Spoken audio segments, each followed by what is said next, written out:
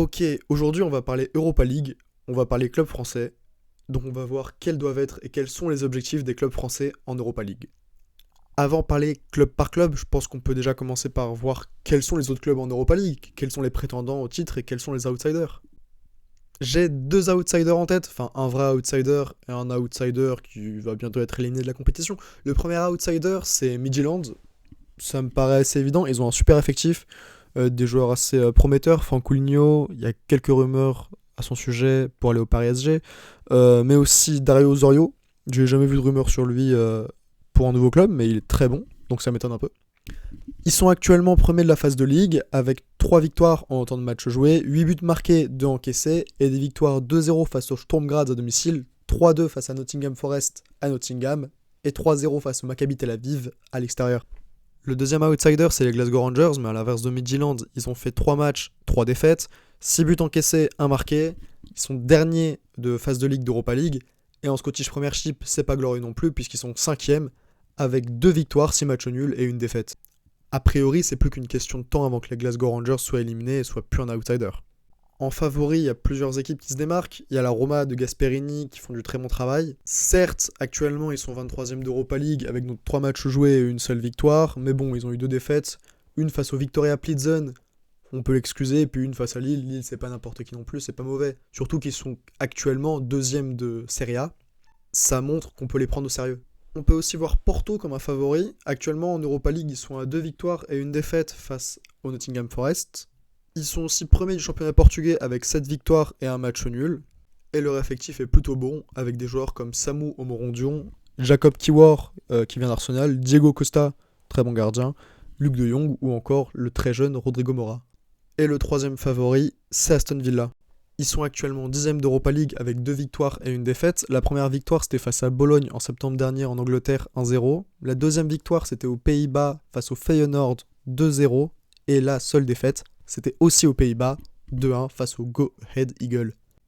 Ils sont aussi 8e de Première League avec une superbe série de 4 victoires d'affilée. 3-1 face à Fulham à Birmingham, 2-1 face à Burnley à Birmingham, 2-1 face à Tottenham à Londres et 1-0 face à Manchester City à Birmingham. De son côté, la France est représentée par 3 clubs avec l'OGC Nice, l'Olympique Lyonnais et le LOSC. L'OGC Nice, c'est difficile de juger parce qu'ils font un très mauvais début de saison en Coupe d'Europe avec 3 défaites, 6 buts encaissés, 3 marqués et 3 défaites 2-1 face à la Roma, face au Celta Vigo et face à Fenerbahçe.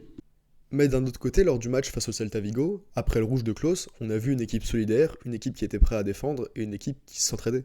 J'ai l'impression qu'il y a un regain de puissance, en tout cas de confiance dans le GC Nice, et ça se voit avec leurs résultats en Ligue 1.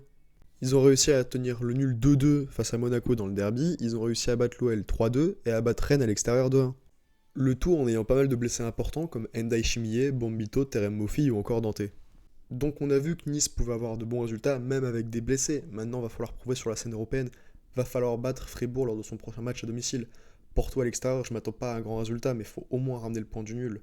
Braga, à domicile, faut les battre. Go Ahead Eagles, à domicile, c'est pareil. Et le de Goretz à l'extérieur, t'es obligé de ramener au moins un point.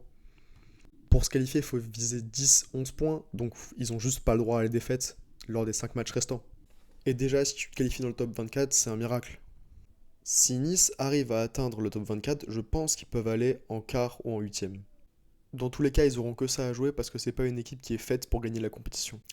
On va pouvoir passer au LOSC, qui est dans une position beaucoup plus confortable que le GC Nice, puisque eux, ils sont 11e avec 2 victoires et une défaite, 6 buts marqués, 5 encaissés.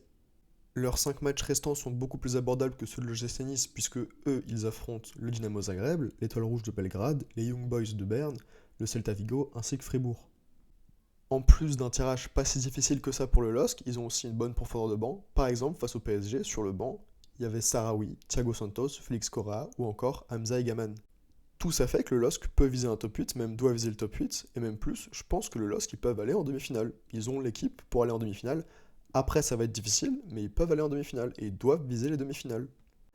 Lyon, de son côté, c'est l'inverse de l'OGC Nice, puisqu'ils font un super début de saison, avec 3 victoires en 3 matchs, 5 buts marqués, aucun encaissé, ce qui fait qu'ils sont 3e d'Europa League. Les équipes qu'il leur reste à affronter sont pas mauvaises, mais ils ont quand même le niveau pour les battre. Il y a le Betis Séville, ça risque d'être compliqué, mais ensuite le Maccabi Tel Aviv, tu peux les battre. Go Ahead Eagles, tu peux les battre. Les Young Boys, t'en es capable. Et le PAOK Salonique à domicile, tu peux le faire. En plus de ça, cet été, ils ont réussi à faire un super recrutement avec des contraintes mercato énormes, puisqu'ils ont été obligés de se séparer de Lacazette qui est parti à Neom, mais aussi de Ryan Cherki, de Miko Tadze, de Lucas Perry. Et ils ont quand même réussi à recruter des joueurs exceptionnels que j'aime beaucoup. Tyler Morton, qui est un joueur formidable, que j'apprécie vraiment.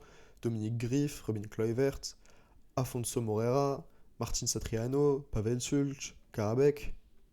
Tout ça pour dire que l'OL doit viser le top 8 dans un premier temps, puis ensuite les demi-finales, voire la finale, parce qu'ils sont une équipe faite pour viser d'aller très loin dans la compétition, et peut-être même la gagner.